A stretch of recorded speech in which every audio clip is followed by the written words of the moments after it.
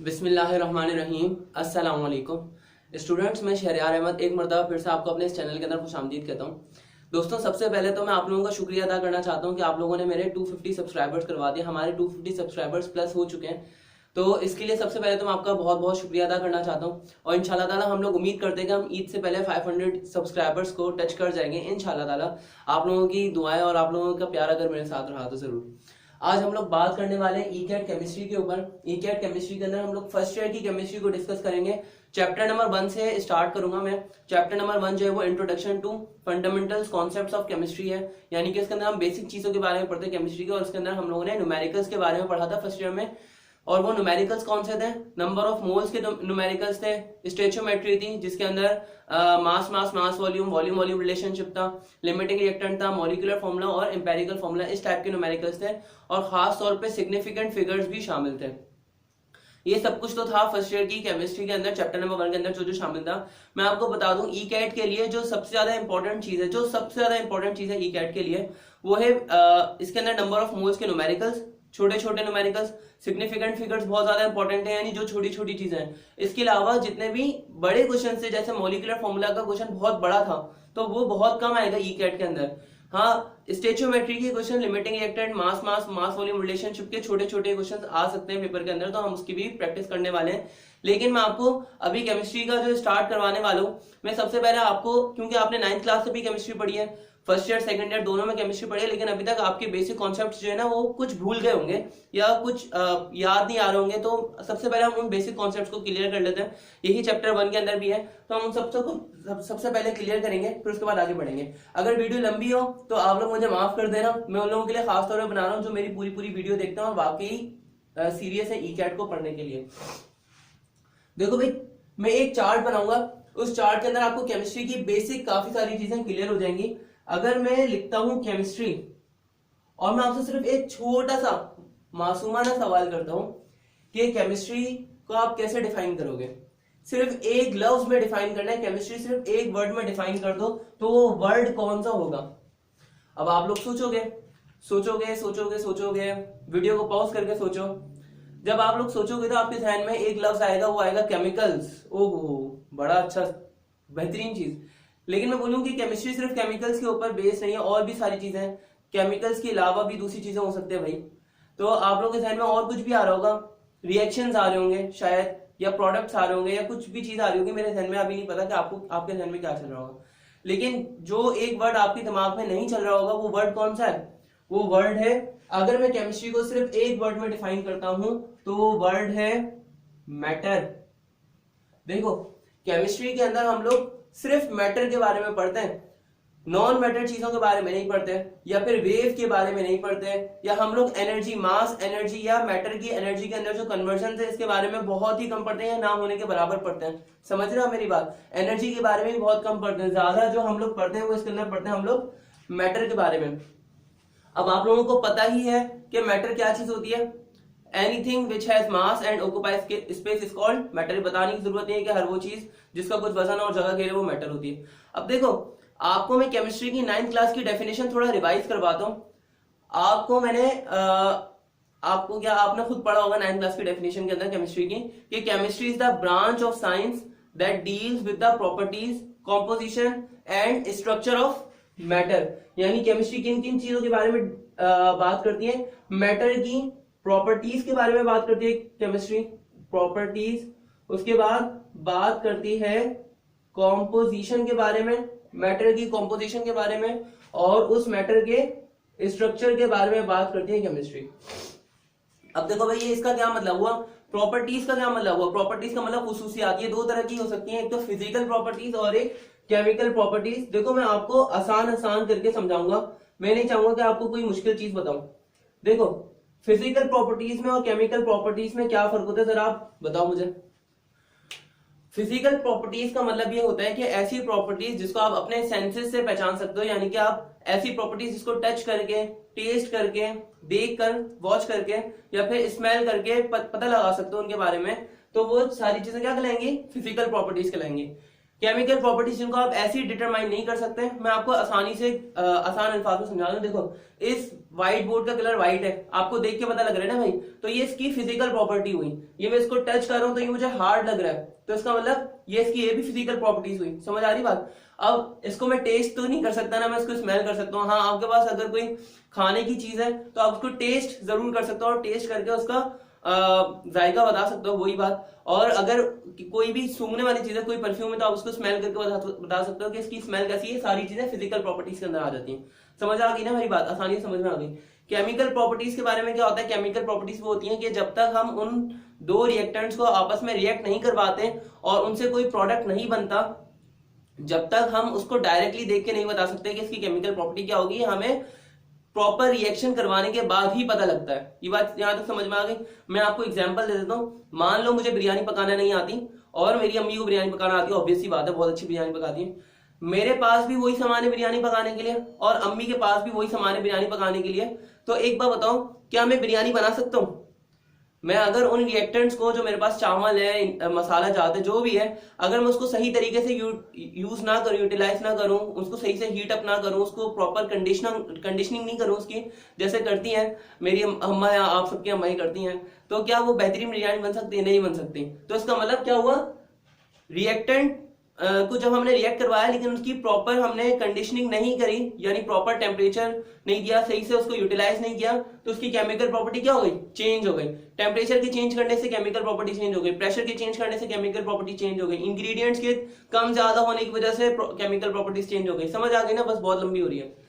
Composition के बारे में बात कर लेते हैं। कॉम्पोजिशन का मतलब है उसके इंग्रेडिएंट्स, कि उसके अंदर क्या क्या चीजें शामिल है, इंग्रेडिएंट्स। अब देखो, जैसे शान मसाले के डिब्बे के पीछे लिखा होगा उसके इंग्रेडिएंट्स, उसके अंदर क्या क्या चीजें शामिल है, वैसे कोई केमिकल कंपाउंड होगा, जैसे वाटर हो गया, बहुत आसान सा है, H2O, तो ये H और ऑक्सीजन, हाइड्रोजन और ऑक्सीजन उसकी इंग्रेडिएंट है। समझ रहे हो ना मेरी बात, कि उसके अंदर क्या क्या चीजें शामिल है। स्ट्रक्चर के बारे में बात करते हैं। स्ट्रक्चर से बताते हैं उसकी शेप कैसी है, वो दिखता कैसा है, उसकी शेप कैसी है। यानी कि कोई भी केमिकल कंपाउंड ऑर्थोरोम्बिक है, ट्राइक्लिनिक है, मोनोक्लिनिक है, सही है, और इस तरह से टेट्राहेड्रल है, ट्राइगोनल है, डायगोनल है, इसको स्ट्रक्चर जो भी है, तो सारी चीजें हमें पता लगती हैं, स्ट्रक्चर से हमें पता लगती हैं, और वो हम केमिस्ट्री के अंदर डिस्कस करने लगे।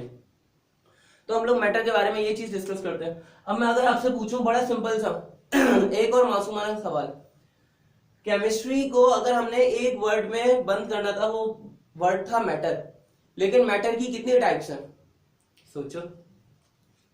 अब यहां पे पता है आपका आंसर क्या है? आप बोलोगे मैटर की 3 टाइप्स हैं। मैटर की 3 टाइप्स कौन सी है? चलो सोचो, नहीं पता तो आप बोलोगे मैटर की 3 टाइप्स हैं। वो 3 टाइप्स कौन सी हैं? सॉलिड, लिक्विड और गैस। और मैं यहां पे बोलूंगा कि आप गलत हो, क्योंकि ये मैटर की टाइप्स नहीं है, ये मैटर की स्टेट्स हैं। स्टेट्स ऑफ मैटर का मतलब ये कि वो मैटर वो कितनी हालतों के अंदर, कितनी स्टेट्स के अंदर पाया जा सकता है। टाइप एक ही हो सकती है। जैसे कि अगर मैं वाटर की बात करूं, वाटर, पानी, मैटर की एक ही टाइप है, उसका फॉर्मूला H2O है और वो एक ही टाइप है, एक ही कंपाउंड है, लेकिन वो आइस की फॉर्म में भी पाया जाता है, यानी सॉलिड की फॉर्म में भी पाया जाता है, वो लिक्विड फॉर्म में भी पाया जाता है, और वेपर्स की फॉर्म में यानी कि गैस की फॉर्म में भी पाया जाता है। तो वो मैटर की टाइप नहीं, मैटर की स्टेट है। एक मैटर की टाइप बहुत सारी स्टेट्स के अंदर पाई जा सकती है, 2 या 2 से ज्यादा स्टेट्स में पाई जा सकती है। अब देखो, केमिस्ट्री को अगर एक वर्ड में डिफाइन करना था, वो वर्ड था मैटर, लेकिन मैटर की मैंने टाइप्स पूछी तो आपने टाइप्स बताई गलत। अब आपको टाइप्स नहीं पता, हालांकि ये टाइप्स कुछ ऐसी हैं कि आपने बचपन में पढ़ी थी, लेकिन आपने इस नाम से नहीं पढ़ी थी जिस नाम से मैं पढ़ाने वाला हूं। बहुत आसान सी है। मैटर की 2 टाइप्स होती है। पहली टाइप होती है सिंपल, और मैटर की दूसरी टाइप होती है कॉम्प्लेक्स। अब बोलोगे ये क्या वाला है भाई, कोई नई लेकर आए क्या आप मार्केट में? मैं बोलूंगा नहीं, नई नहीं है, बहुत पुरानी है। देखो, सिंपल जो होती है, सिंपल, वो मैटर की जो टाइप होती है उसका नाम होता है एलिमेंट, ठीक है, उसका नाम क्या होता है? एलिमेंट। और जो कॉम्प्लेक्स होती है उसका नाम होता है कंपाउंड। अब देखो, एक बात बड़े आसानी से समझ लो। देखो, एलिमेंट क्या चीज होती है? एलिमेंट होता है बिल्कुल प्योरेस्ट सब्सटेंस। एलिमेंट क्या होता है? बिल्कुल प्योरेस्ट सब्सटेंस। प्योर सब्सटेंस होने का मतलब क्या है? कि उसके अंदर किसी भी चीज की मिलावट नहीं है, वो वाली मिलावट नहीं जो आपके ध्यान में चल रही है। मैं एक बात कर लेता हूं, हाइड्रोजन है, हाइड्रोजन के अंदर किसी भी दूसरे एलिमेंट की भी मिलावट नहीं होनी चाहिए, यानी कि हाइड्रोजन के साथ कोई ऑक्सीजन कोई कार्बन कुछ भी शामिल नहीं होना चाहिए। अकेला हाइड्रोजन अगर लिखा हुआ है तो वो एलिमेंट कहलाएगा, सिर्फ हाइड्रोजन लिखा हुआ है तो वो एलिमेंट कहलाएगा, प्योरेस्ट सब्सटेंस। लेकिन अगर वही हाइड्रोजन ऑक्सीजन के साथ लिखा हुआ है, वाटर के साथ लिखा हुआ है, तो वो क्या कहलाएगा, कंपाउंड कहलाएगा। अब देखो कंपाउंड के अंदर और मिक्सचर के अंदर एक फर्क होता है, मैं यहाँ पे उसको पहले क्लियर कर लूं आगे बढ़ने से पहले। देखो मैं यहाँ पे क्या बता रहा हूं, कंपाउंड और मिक्सचर, इनके अंदर क्या फर्क है। अब आप लोग सोचो इसको, कंपाउंड और मिक्सचर के अंदर क्या फर्क है। कंपाउंड के अंदर और मिक्सचर के अंदर फर्क बड़ा सिंपल सा है। अगर आप दो चीजों को रिएक्ट करवाओ और उन दोनों को रिएक्ट करवाने से दोनों की फिजिकल प्रॉपर्टीज चेंज हो जाए, फिजिकल प्रॉपर्टीज चेंज होने का मतलब ये कि उनका कलर चेंज हो जाए, टेस्ट चेंज हो जाए, उनका स्मेल चेंज हो जाए वगैरह वगैरह, तो ऐसी फिजिकल प्रॉपर्टीज अगर चेंज हो जाए तो वो वाला कंपाउंड कहलाएगा, वो वाली चीज क्या कहलाएगी, कंपाउंड। लेकिन अगर आपने दो चीजों को रिएक्ट करवाया और रिएक्ट करवाने के बाद उनकी फिजिकल प्रॉपर्टीज चेंज ना हुई, ना कलर चेंज हुआ, ना टेस्ट चेंज हुआ, सही है, तो वो तब क्या कहलाएगा, मिक्सचर कहलाएगा। यानी कि इसके अंदर क्या हो जाती है, अगर आप दो चीजों को रिएक्ट करवाओ तो इसके अंदर फिजिकल प्रॉपर्टीज चेंज हो जाती हैं, और इसके अंदर physical properties do not change. ये यहां तक समझ आ गई मेरी बात, इसको अपने पास लिख लिएगा। देखो मेरा मशवरा है कि अभी आप लोग ना एक कॉपी पेंसिल लेकर बैठो मेरी वीडियो देखने से पहले, ताकि आप लोगों को अच्छे से समझ आता रहे। मैटर की दो टाइप्स थी, पहली टाइप थी सिंपल और दूसरी टाइप थी कॉम्प्लेक्स। अब देखो सिंपल का नाम क्या था हमने, एलिमेंट, और जो कॉम्प्लेक्स उसका नाम था कंपाउंड। ये जो एलिमेंट है ये किस चीज से मिलकर बना होता है, ये मिलकर बना होता है एटम से, ये एटम से मिलकर बना होता है। और कंपाउंड जो है वो किस चीज से मिलकर बना होता है, ये कंपाउंड बना होता है मॉलिक्यूल से मिलकर।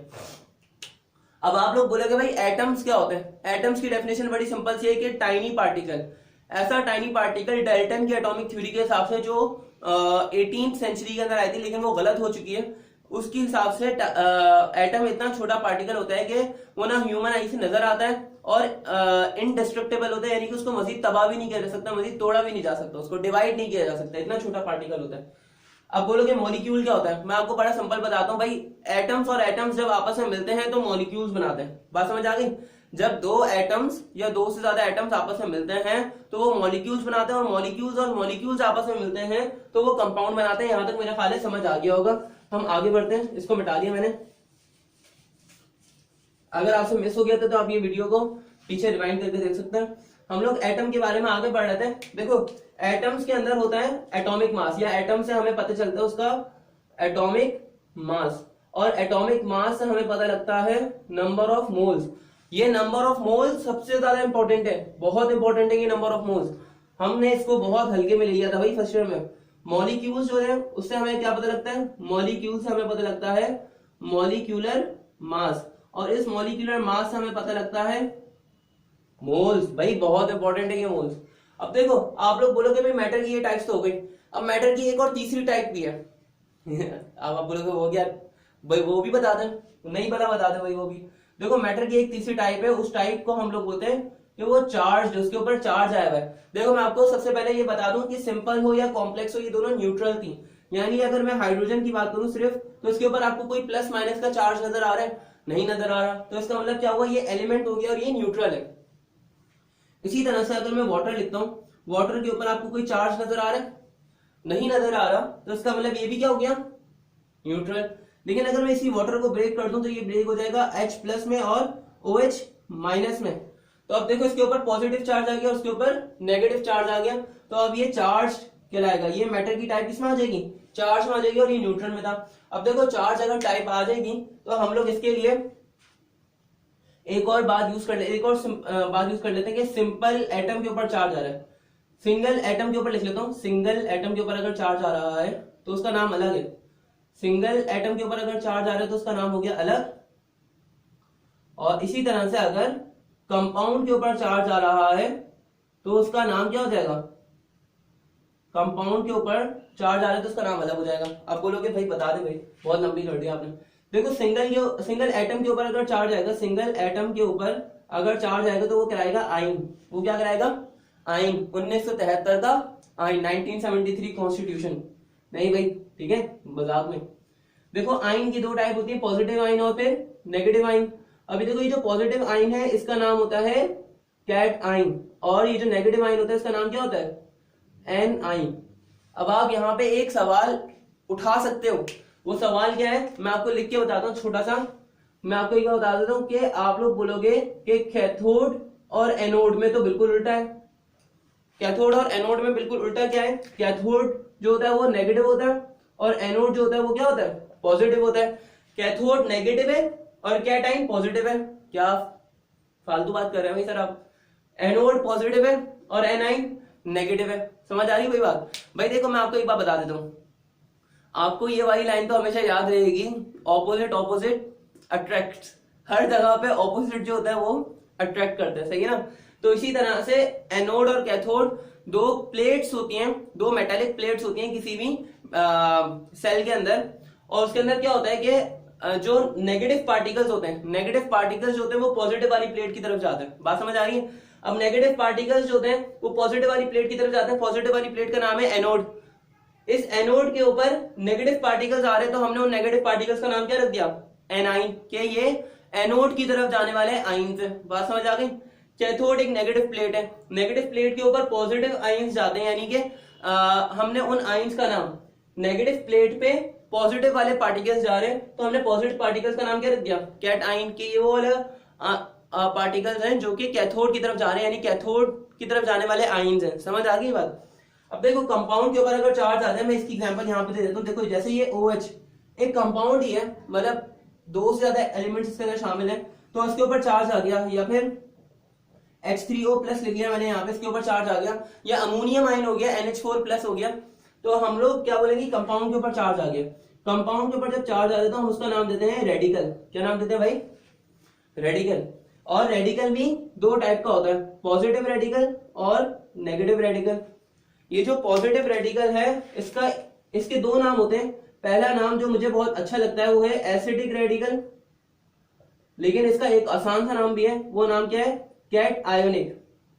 क्या नाम है इसका? Cationic radical.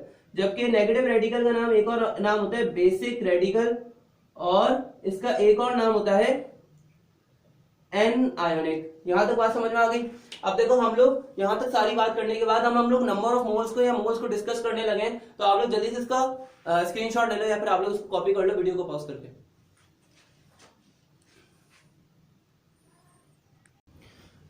बिस्मिल्लाहिर्रहमानिर्रहीम। देखें हम लोग यहाँ पे नंबर ऑफ मोल्स के बारे में बात करने लगे थे। देखिए मोल्स के बारे में अगर मैं डेफिनेशन बड़ी सिंपल लाइन में बताऊं तो मोल्स को हम लोग बोलते हैं कि ग्राम एटॉमिक मास या gram molecular mass of a compound is called mole या is called number of moles. यानी कि सिंपल अल्फाज में अगर आपके पास कोई भी चीज गिवन है, उसका एटॉमिक मास या उसका मॉलिक्यूलर मास अगर आप ग्राम के अंदर मेजर करते हैं तो वो मास, मॉलिक्यूलर मास या एटॉमिक मास वो मोल्स कहलाता है। ठीक है, अच्छा थोड़ी कॉम्प्लिकेटेड हो गए, छोड़े। मोल्स क्यों इंपॉर्टेंट है, ये सबसे अहम सवाल है, हम उसके बारे में आज डिस्कस करने लगे। आपको ये समझ आ जाएगी कि मोल्स कितना ज्यादा इंपॉर्टेंट है और क्यों इंपॉर्टेंट है। उसकी तीन वजह मैं आपको बताऊंगा, एक वजह ये रही, दूसरी वजह ये रही, और तीसरी वजह मैं अपनी पर्सनली तौर पर बताऊंगा। देखो एक मोल क्यों इतना ज्यादा इंपॉर्टेंट है, वो इसलिए इंपॉर्टेंट है क्योंकि किसी भी कंपाउंड के, किसी भी एटम के, किसी भी सब्सटेंस के नंबर ऑफ मोल्स की अगर बात करें तो उसके अंदर एक मोल में मास भी फिक्स्ड होता है, नंबर ऑफ पार्टिकल्स भी फिक्स्ड होते हैं और वॉल्यूम भी उसका फिक्स्ड होता है। भाई देखो हर कंपाउंड का फिक्स्ड मास अलग अलग होता है नंबर ऑफ मोल्स के हिसाब से। जैसे मैं सिंपल अल्फाज में बता दूं, वाटर पानी H2O, इसका मॉलिक्यूलर मास क्या होता है 18। अब इसका मॉलिक्यूलर मास को अगर ग्राम में मेजर कर लो तो इसका मॉलिक्यूलर मास जो ग्राम में यानी 18 ग्राम जो है वो इसका फिक्स्ड मास हो गया और वो एक मोल के बराबर होगा।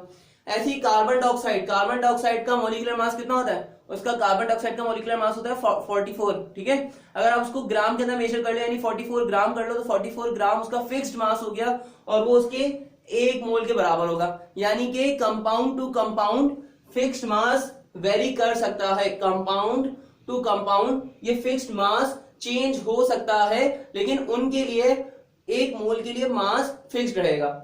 लेकिन अगर नंबर ऑफ पार्टिकल्स के बारे में बात कर ले तो नंबर ऑफ पार्टिकल्स या फिर वॉल्यूम ये हर कंपाउंड के लिए, हर सब्सटेंस के लिए, हर चीज के लिए एग्जैक्ट सेम रहता है, एक्यूरेट रहता है और ये कभी चेंज नहीं होता।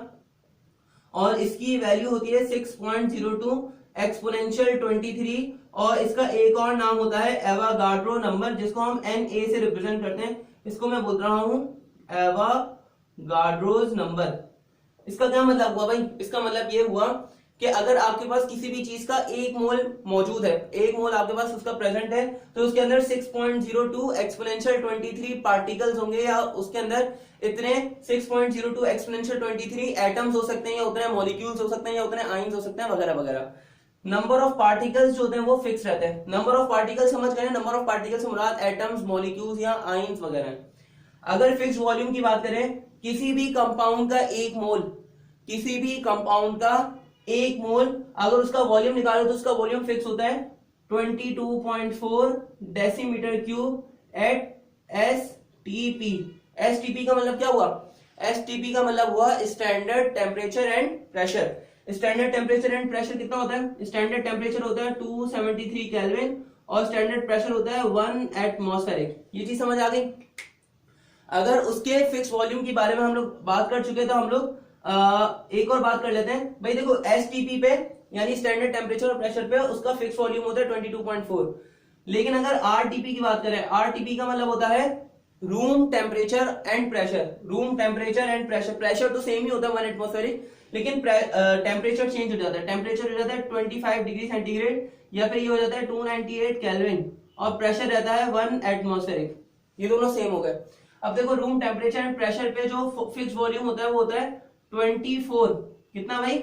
24 डेसीमीटर क्यूब। बात समझ आ गई? अब देखो फिक्स वॉल्यूम को हम लोग रिप्रेजेंट करते हैं किस चीज से? फिक्स वॉल्यूम को हम लोग रिप्रेजेंट करते हैं वीएन से। ये पहला रीजन है कि नंबर ऑफ मोल्स इसलिए क्यों इतना इंपॉर्टेंट है।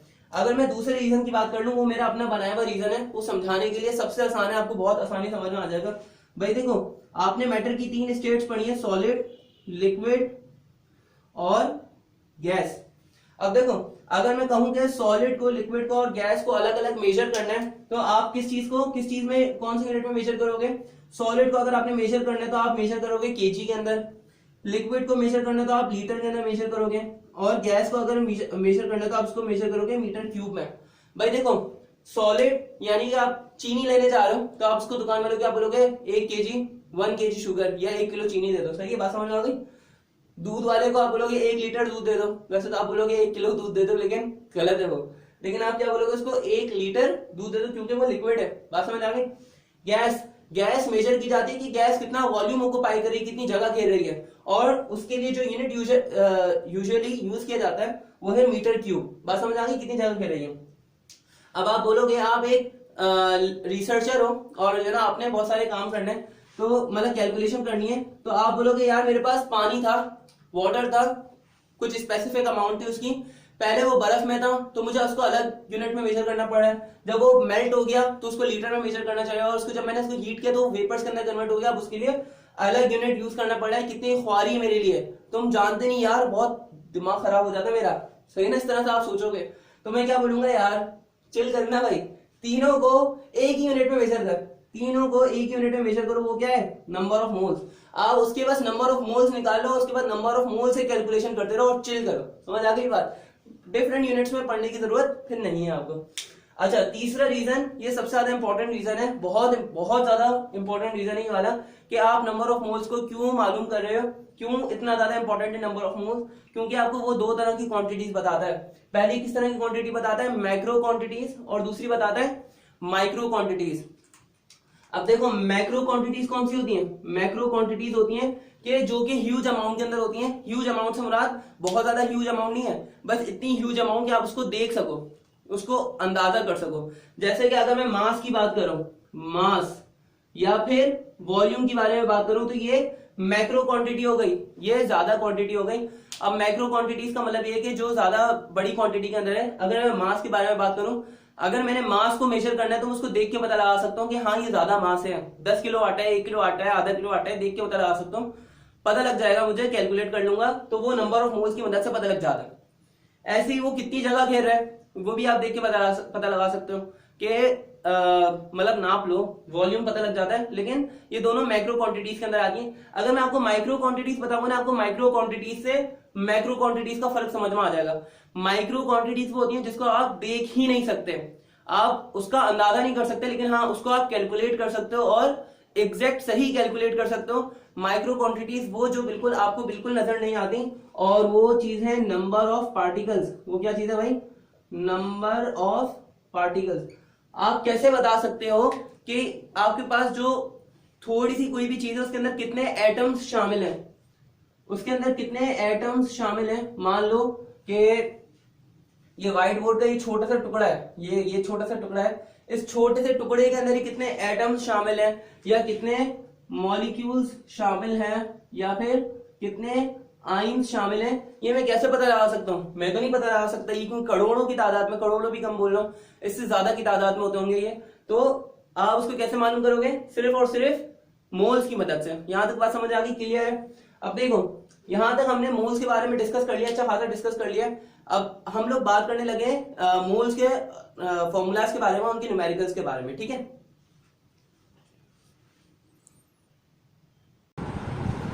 अब देखो भाई, हम लोग नंबर ऑफ मोल्स के बारे में बात करने लगे थे। नंबर ऑफ मोल्स के अंदर हम लोग इंपॉर्टेंट फॉर्मूलाज के बारे में बात कर रहे हैं। ये इंपॉर्टेंट फॉर्मूलाज कौन कौन से हो सकते हैं? पहला देखो, नंबर ऑफ मोल्स निकालने की 3 फॉर्मूलाज हैं। नंबर ऑफ मोल्स को हम लोग स्मॉल n से रिप्रेजेंट करते हैं, ठीक है?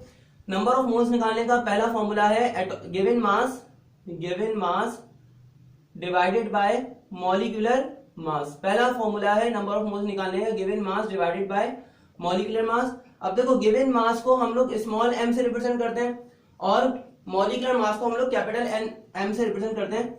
नंबर ऑफ मोल्स के लिए हमने स्मॉल n यूज कर लिया, गिवन मास के लिए हम लोग स्मॉल m यूज करेंगे, और मॉलिक्यूलर मास के लिए हम लोग कैपिटल M यूज करेंगे। ये हमारा पहला फॉर्मूला हो गया। नंबर ऑफ मोल्स निकालने का दूसरा फॉर्मूला होता है number of particles. Number of particles. अब नंबर ऑफ पार्टिकल्स के अंदर एटम्स, मॉलिक्यूल्स या आयन्स तीनों चीजें आ सकती हैं। नंबर ऑफ पार्टिकल्स को डिवाइड कर लो किस चीज से? एवोगाड्रो नंबर से। एवोगाड्रो नंबर को हम लोग Na से रिप्रेजेंट करते हैं। देखो ये स्मॉल n तो हो गया नंबर ऑफ मोल्स का। नंबर ऑफ पार्टिकल्स के लिए हमने क्या यूज किया? नंबर ऑफ पार्टिकल्स के लिए हमने कैपिटल N यूज कर लिया, और एवोगाड्रो नंबर के लिए हमने क्या यूज कर लिया? Na। एक बात मैं यहाँ पे आपको बता दूं कि नंबर ऑफ एवोगाड्रो नंबर की वैल्यू फिक्स होती है। वो कितनी होती है? 6.02 एक्सपोनेंशियल 23। यहां तक बात समझ में आ गई? नंबर ऑफ मोल्स निकालने का तीसरा वाला फॉर्मूला क्या है? नंबर ऑफ मोल्स निकालने का तीसरा फॉर्मूला है, वो है volume divided by molar volume. अब देखो मैं लिख दूं यहाँ पे volume divided by molar volume, क्योंकि बहुत सारे बच्चे ऐसे होंगे जिनको माशाल्लाह से सब कुछ बताने की जरूरत होगी, तो इसलिए तो यहाँ पे नंबर ऑफ मोल्स ऐसे आ गया। वॉल्यूम की जगह मैंने V लिखा, और मोलर वॉल्यूम की जगह मैंने क्या लिख लिया? Vn। अब यहाँ पे Vn यानी मोलर वॉल्यूम की वैल्यू फिक्स होती है। वो कितनी होती है? 22.4 डेसीमीटर क्यूब एट STP और RTP का फर्क मैं आपको समझा चुका। अब देखो यहाँ पे 3 इंपॉर्टेंट फॉर्मुलाज लिखे हैं। अगर आपको नंबर ऑफ मोल्स निकालने हैं तो आप ये वाले फॉर्मुलाज यूज करोगे। सही बात समझ आ गई? अगर आपको नंबर ऑफ मोल्स निकालने हैं तो आप ये इन तीनों में से कोई सा एक फॉर्मूला यूज करोगे। डिपेंड करता है कि आपको अगर मास गिवन है तो आप ये वाला फॉर्मूला यूज करोगे,